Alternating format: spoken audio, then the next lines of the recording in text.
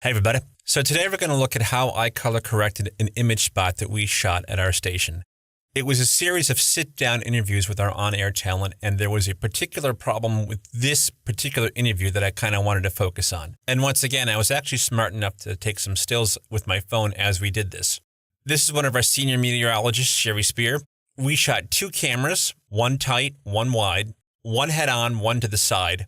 We shot these on our news set, but we didn't use any of the on-set lighting. We had a production crew, DGA Productions. They came in and lit and shot this. And I'm going to give DGA Productions a plug because they're absolutely fantastic. They are based in Boston, but they will go all around the world to make your video productions look great. So DGA came in and they spent a lot of time lighting this talent. You can see they used a bunch of 2Ks with white scrims. I believe this is an LED panel light acting as a backlight. There's another 2K light back here providing backlight. This is more of a hair light. This is kind of a backlight on Sherry. This is the side of Sherry's shot.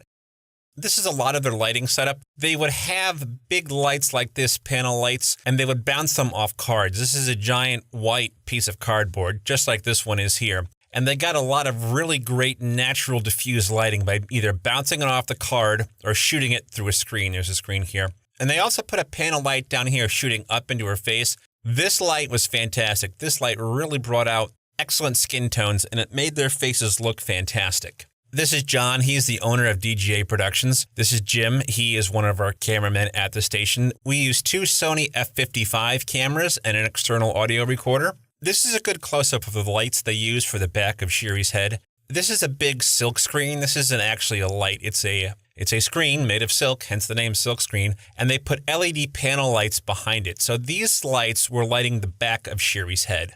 Everybody asks, what kind of lenses did you use? Well, we used all of them. These are some of the lenses they used. All the lenses we used in this shoot were primes. I will always insist on a prime lens whenever possible, particularly for an interview situation like this. We're not zooming in and out. We're not jumping around doing an ENG type shoot. This is a controlled environment, a sit-down interview. There's absolutely no reason why you shouldn't be using a prime lens for this. And you can see here, we've pretty much turned off all the lights. These are house lights that were turned on. They eventually got turned off. We left those on to see what we were doing. All the lights in the studio were off except the set piece lights. These are all video screens right here, here, and here. And we put generic Boston skyline shots in there. This blue thing back here is a Duratrans. That's a massive row of fluorescent lights, and that is a piece of basically plastic in front of it with the graphics printed on it. Same thing with this set piece here. That's just a set piece that lights up. You can see here on this monitor, these are the two shots we had. We had a head-on of Sherry, which is, I guess, the A camera. And then we shot her a little bit from the side, which is the B camera. We had her look at this camera, and we had this camera for a different angle, or if we wanted to shoot wider or tighter. And we couldn't shoot much tighter than that, but it's just a nice second camera to cut to. And if you're doing a sit-down interview like this, it's really easy to roll a second camera. And it definitely helps you out in editorial. You can cut between this camera and this camera. If you're doing a pull-up edit or you have to tighten up a bite, you can cut in between these two cameras. And since it's a sit-down interview with no zooms, you can almost seamlessly cut between these two cameras. There's a close-up of the FS7 with a prime lens on it. We shot Sony XVAC 10-bit log. We shot this footage at 1920, 1080. Of course, everybody wants to shoot 4K. We didn't shoot 4K for a couple of reasons. We have storage limitations, but much more importantly, we have speed limitations on our network. And we're really not able to play back 4K successfully. With some cameras that are designed to shoot in 4K, if you decide to shoot in HD, what will happen is it will crop the sensor. So if you shoot at 4K, it uses the entire sensor. And if you go down to HD, it sounds funny to say going down to HD, but if you go down to HD, you're only going to get the center of that sensor. It's going to crop your sensor. And what happens is a 50mm lens becomes a 100mm lens. Your director of photography will say you're chopping the lenses in half. But fortunately, that's not the case with the 55 here. It's an incredibly versatile camera. Yes, it can shoot better footage, and I know it can shoot better codecs than the Sony XAVC, but that's the codec we use with our FS7. I know it works. I trust it. I understand what it's going to look like. So I had the guy shoot in that format. Here's another shot of Sherry. You can see the panel light in the background. This one doesn't have a screen in front of it. You can see there's a panel light here with the screen in front of it, and we have this big bounce card to bounce the light coming off her to fill her face in over here. Now we turned all the house lights off, except we forgot to turn off the lights that light up this chroma key screen. This is where we shoot the weather forecasts. And this becomes a big issue later on. But for now, let's jump over to Resolve and let's look at the shot. So here is the final graded shot of Sherry. This is what I turned it into. And this is what came out of the F-55. So this shot was shot on log. It was shot extremely well. None of the blacks are crushed. None of the whites are clipped. DGA, as they always do, did an excellent, excellent job shooting and lighting this footage for us. So I'm going to go to the first node and turn it on. I decided to grade this. I didn't use the log nodes. This had a very quick turnaround time. I didn't have time to make a science project out of it by using the log nodes. I kind of went with what was tried and true and what I knew what would work. So here's our first node. I brought the whites way up. I crushed my blacks, brought down the midtones a little bit, and I really jacked up the saturation. We wanted these spots to be very colorful. We wanted these shots to kind of leap off the screen at you. So that was my first node. I wanted to get the exposure right, and I wanted to put some chroma back in that picture. This is the second node. I decided my highlights were much too hot, so I brought them down a bit. And I brought my lift down just a little titch to make the blacks a little blacker. But if you look at the scopes, this is off, this is on. Off, on. I'm going to turn it off for a second. Look at her face. It's kind of yellow, kind of green. A lot of it in here. What I did is I pushed up my gain towards the magenta and the red to get rid of some of that green and yellow in her face. And it worked to a certain extent. So I felt now we were getting somewhere with this image. I can go to the third node and I'm going to qualify her skin. Now, when we shot this, we used a Rec. 709 LUT. So that's the log footage. I'm going to come in here and this is the LUT we were using on set.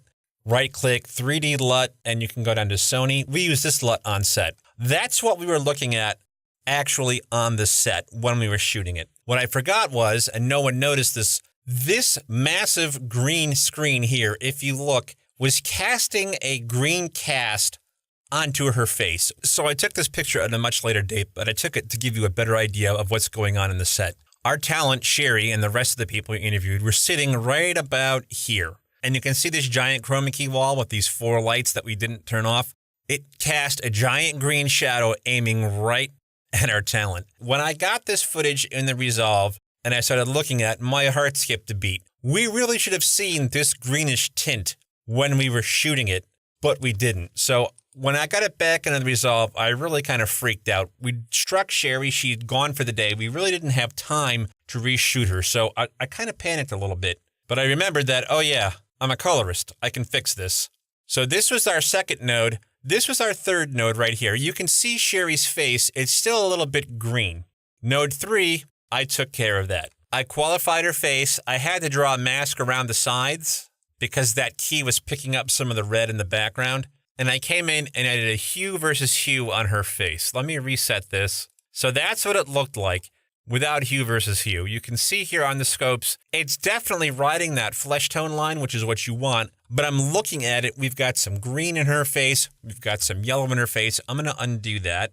And all I did was move that up just a little bit. You see where the line is now? It's a tighter line. Because this line is tighter, that means there's less color in it. So if I undo that again, that is wider now. That means there's more color in there. We get some yellows, we get some green. It looks a little weird. I'm going to undo it. By moving this little line here, this hue versus hue, we've really tightened up the color that is in her face. So if we look at the actual picture, that's with the node off, kind of yellow, kind of green, kind of nasty. And again, that is because we forgot about this thing.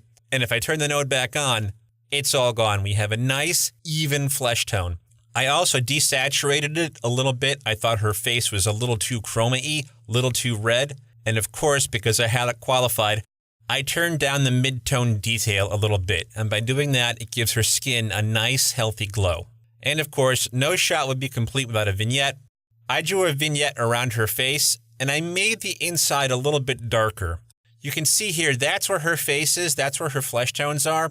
Little bit hot, hitting 100.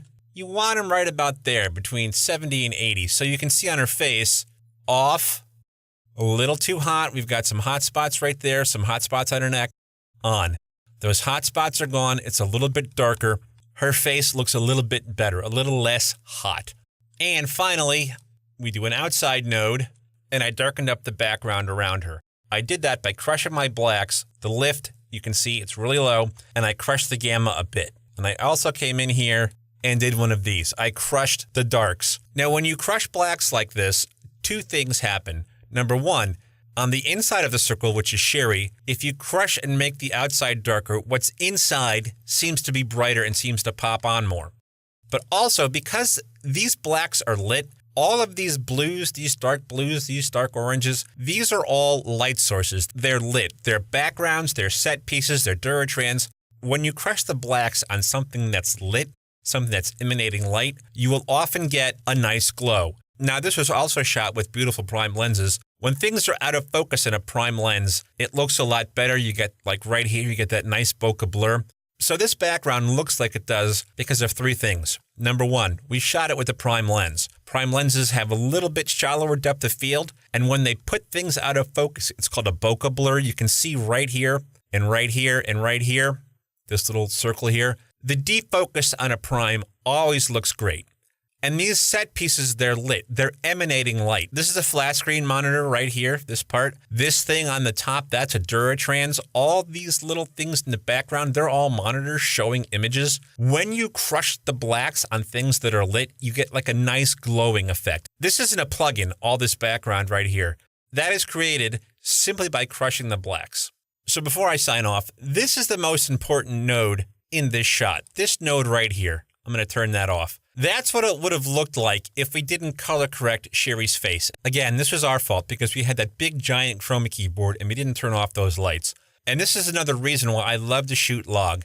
If this was shot in Rec 709, you might have a hard time cleaning that up. I mean, you probably could clean it up, but it wouldn't be a lot of fun. And you do a lot of masking and you'd have a lot of jaggy edges and it would be kind of difficult. But in log, you can come in, pull a key, and very, very easily manipulate colors. This wasn't much of an adjustment. We just did a hue versus hue, a very little bit, but look at what a difference that node makes. A lot of green spill, a lot of yellow spill, one little adjustment, and we saved this shot. So I hope that shows you the power of log, and I hope you guys learned a thing or two. As usual, I will play the spot at the end, and happy correcting, everybody. I'll tell you what sets us apart is that we have 6 hours and we're local all morning. We also have weather and traffic every 10 minutes. I want you to know everything you need to about the weather so you can be safe, so you can be prepared for what you're going to encounter throughout the day, and so you can feel informed. Our role in handling breaking news is to attack it. We want to get as close to the story as we can. What makes us different is we have more reporters than any other local station. It gives us the advantage to be in places where other stations are not able to get to. Boston 25 Morning News.